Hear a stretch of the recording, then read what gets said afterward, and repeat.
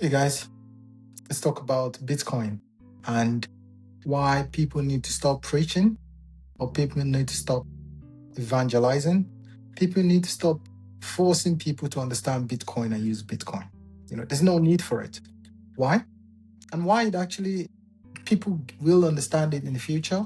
People that need to know about it.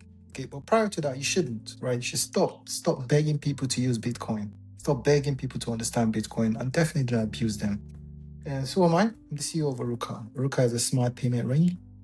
We allow you tap to pay with your ring. So right now I've got my bank on my fingers. Okay, so we allow people pay with your rings. Our rings work with fiat and they work with crypto. So they work with anything. Effectively, you can top up. I think right now we're alive in about 35 countries and we're growing. We can work in 200 countries actually because we link to MasterCard. But we do need some connection to banks, so about 35. Again, just go online, www.orukka.com. And if we're live in your country, you can order it. If you can click on order, then you're in. And then you can just start to pay with your ring. Just top up and go. So this is a bank on your fingertips. It's not like, because you have some few payment rings that are sort of a duplicate of your debit card, so that if your phone gets stolen or if your ring gets stolen, you're gone. Okay, and then you're troubling already, or you're in trouble. But with this now, it's actually a bank in its own right. So if this gets stolen, what you have on this ring is what's stolen. Okay, it's a full on app, a fintech app on its own. And it's interesting, it's cool. You go for a run. If it gets stolen, you can just block it and that's it. It's exciting. I think that we've just launched less than 6 months, about 6-7 months ago. So 6-7 months, about 6-7 months ago we launched. So it's growing really fast and we're delighted. No adverts, okay? Apart from this that I just did here. But what I want to talk about was Bitcoin. Okay, so Bitcoin is growing a lot. Okay, and it's fast growing. A lot of people know more about Bitcoin than we did, right? A lot of bankers now start to accept it. Okay, we hated Bitcoin. I can tell you in terms of banking. I mean, I've worked in banking for the last 18 years, 19 years of my life. Bankers did not like Bitcoin. They definitely thought it was just a bunch of codes on the bank, which is quite funny because banking is a code, right? Bank is all about codes. When you go to a back office in the bank, you're going to see it's all numbers. The piece of paper is the representation of numbers. If I was going to see exactly how much you have in your bank account, I open up a code that's held within a bank. So it was funny when CEOs came out, myself included, came up and we said, "Whoa, Bitcoin, we don't trust it. We don't know who invented it. It's just numbers, and numbers could be hacked. Banks could be hacked. Exchanges could be hacked." So it's just funny the way we've come out of that. And I'm glad we've all come out of that hypocrisy now, so that we have central banks who actually own crypto. And we have, a lot of central banks, a lot of governments, a lot of banks now actually advise their clients to buy crypto. Again, it's a diversification of your portfolio. If a customer knows what they want to get into, they should buy it. Okay. So that brings me to the first point, which is Bitcoin should not be marketed. Okay, because if you think about it, right, it's a no one markets MasterCard or Visa. If you thought about it, MasterCard or Visa, no one goes, "Oh, please use MasterCard, don't use Visa." You'll use both, okay? Because it's a payment mechanism. Just goes from A to B. Okay, so if it works, it works. If it works, you don't have to preach to anyone. Does that make sense? And that's the case now. So Bitcoin only started to work now. It started to work because, number one, it's earned its stripes. It's gone through some volatility. It's gone through very tough periods. Now banks are starting to take it serious. And with that, it slowly gets credentials, right? And it goes up in value. And people start to use it. In fact, Bitcoin was invented, if you check the white paper, it was invented for, a peer-to-peer transaction. It's meant to be a peer-to-peer transaction medium, money. So why people buy and hold it is a different conversation, right? Maybe they want to hold it because it's a good pressure, they want to replace gold, maybe. But the point is, for you to earn your stripe and for you to be important, it has to be useful. Yeah, and a lot of people are using that, by the way. So you can top up with Bitcoin with this. It's becoming more useful. Strike, not Stripe, Strike have a payment as well where they actually use Bitcoin to transfer cash from one person to the other. And they have what's called Lightning nodes, which actually makes the transactions quicker. So the whole argument about Bitcoin being slow is now being thrown out the door so that the utility is coming in. If something is useful, then there's no need to sell it. I mean, you don't see Volvo or Audi or Mercedes selling their cars right outside the door. No, because it's useful. If you need a car, you're going to go buy a car. Yeah, that's the same thing. So if you need Bitcoin, you're going to use Bitcoin. There'll be no need to sell it. So please, guys, don't be out there saying, "Oh, please buy Bitcoin, please use Bitcoin." People that want to use Bitcoin will use it, okay? The whole evangelism thing, orange pill, red pill, blue pill, it just comes across a bit too much, right? And then it also makes people doubt, right? If the first thing I do, I come out here and I say, "Oh, buy my ring, buy my ring." The first thing that comes out of your mind is to doubt it and find out, hey, what's happening here? Why? But that's different if you get robbed tomorrow, because now you've heard about it. If someone robs someone tomorrow, your phone is lost tomorrow, you go, if only I had my ring, I will not need it. So we don't have to force you, but we'll plant it there so that if you need it tomorrow, you use it. If you want to go for a run tomorrow and you have your backpack and you get injured because you're using your backpack, you go, wait a minute, maybe I need just a ring to tap to pay. Maybe I don't need this backpack. If your phone battery dies at 5 p.m. when you're stranded, you have to find a way back home, you can say, wait, maybe I need a ring where I don't need a charge. Again, I'm selling my ring here, but the truth is, we don't have to sell it if there's a functionality behind it. Because it comes mentally, I see a lot of people, who joined, obviously, they've ordered our rings now, right? A lot of people order it. But the first thing they say to me whenever, they see the ring is, I could just pay with my phone. And I said, that's the problem. The fact that you're saying that means that you don't need it, and it's okay. You don't need to need it. People that need it will know. And funny enough, what usually happens after 2 to 3 weeks, the same person comes back. And I know because my customers are, people write in and go, hey, when ordering, you can also put notes, right? So people actually put a note to go, hey, I thought I wouldn't need it, but now I need this because my battery's died on me twice. Because these don't use battery. There's no battery in these things, right? You just tap to pay. Just tap to pay. So it's really cool. I mean, this is a blingy one, but we have simple white, green, blue, every color. But the point I'm trying to make there is the fact that you don't need to evangelize. You don't need to become like a cult kind of personality. Although there are some fans of our rings, okay? They're fans of Bitcoins. They're fans of things, right? But the point is, those guys, you don't really need to keep going and preaching to people, especially when there's the internet these days. Those people know. And when they need it, okay? And then it's going to come out there, right? And the other point I think which is important, is people have different, risk tolerance, okay, and basically just technical complexity, okay. I say that because Bitcoin is very risky. Everyone knows how risky it is. It goes up and down a lot.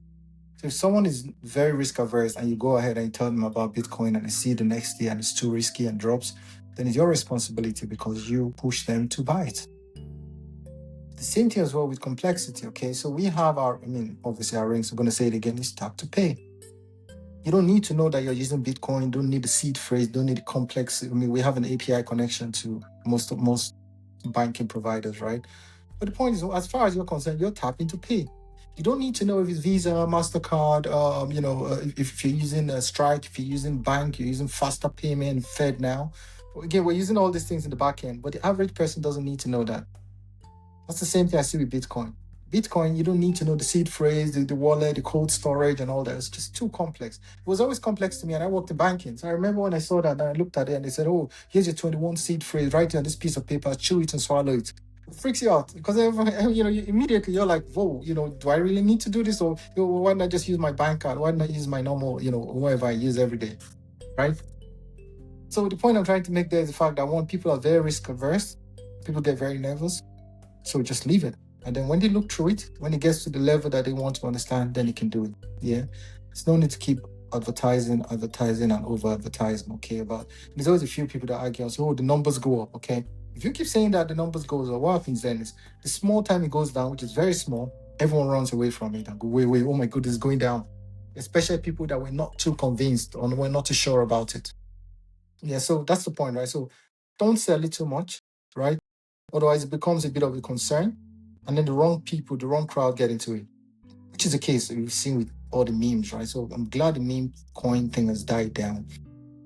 But we all know what happened with Bitcoin last year, 2 years ago. Everybody wanted to have a meme coin, right? Those are the wrong people going into this, because what will happen is they just give the entire industry a bad name. So the old meme coin thing came up and everyone wanted to have a meme coin because they've heard of Bitcoin and Bitcoin's going up and up and up and up. Oh, and they had like the NFTs came in and they were going up and up and up, and everyone just jumped into it. But I can tell you those are the wrong crowd because they jumped in and jumped out, right? And they've all gone now. So hopefully you've got the right people now that are within Bitcoin and using it. Okay. So again, my idea is, things like this work best when it's very boring, right? When it's slow, so that you don't need to convince people. If it's boring and it's working away in the background, that's what you want to hear.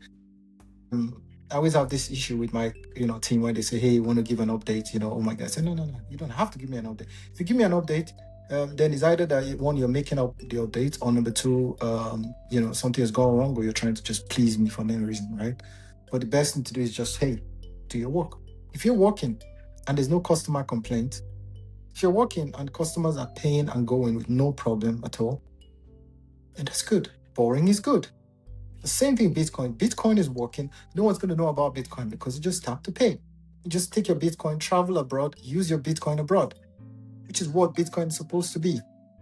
And so that's what we're getting to, right? Hopefully we get more people who get into that, right? So that there's no need to keep paying or keep selling or keep advertising, right? The whole idea of Bitcoin was meant to be, borderless payments, going from A to B without, tracking, with no one tracking you, with having some sort of sovereignty.